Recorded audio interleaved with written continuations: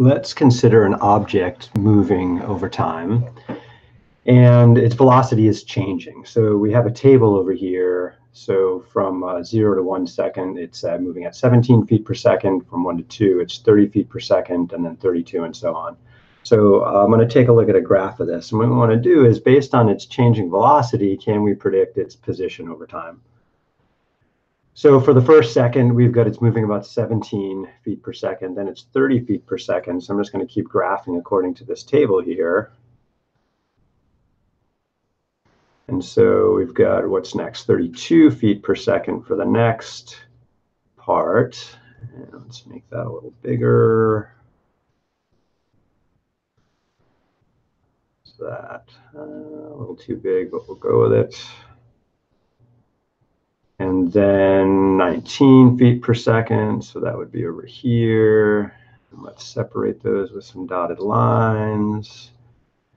It's more visible.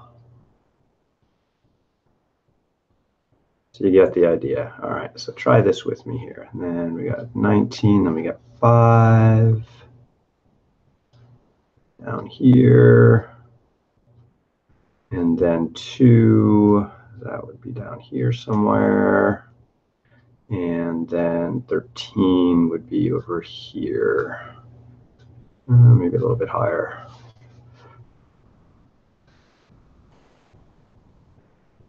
Right about there.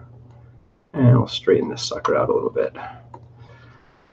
All right, so this is our scenario. And again, I'm just going to draw some dotted lines in here. Oops, wrong tool. Separate these guys over time.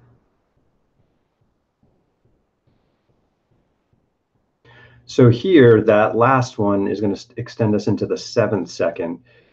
There's a problem in your homework that says just take a look at what's happening for the distance in the first 6 seconds. So remember, distance equals rate times time. Velocity is a rate. So in this case, what we have is we could say that the distance is equal to the velocity times the time.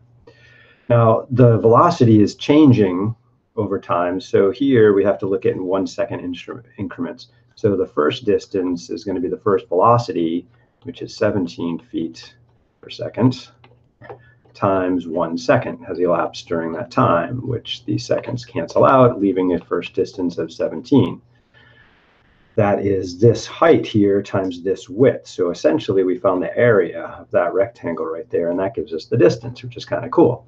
Distance 2, similarly, we're moving at 30 feet per second in the next second for 1 second.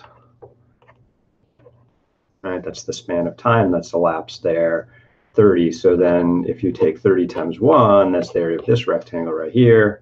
Seconds cancels out, giving us a second distance of 30 feet.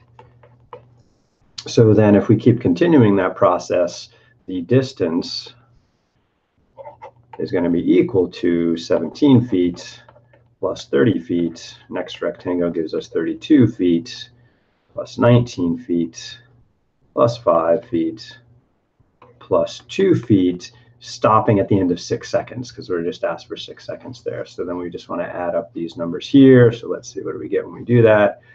We've got 10, 40, 70, 80, 89, 94, 5, and 7 gives us 103 if I did that right.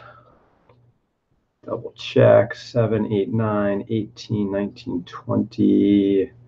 Ooh, I got a different number this time. 25, 20, 30, 40, 50, 60, 70, 80, 90, 100. I got 105 second time, so I must have made an error somewhere.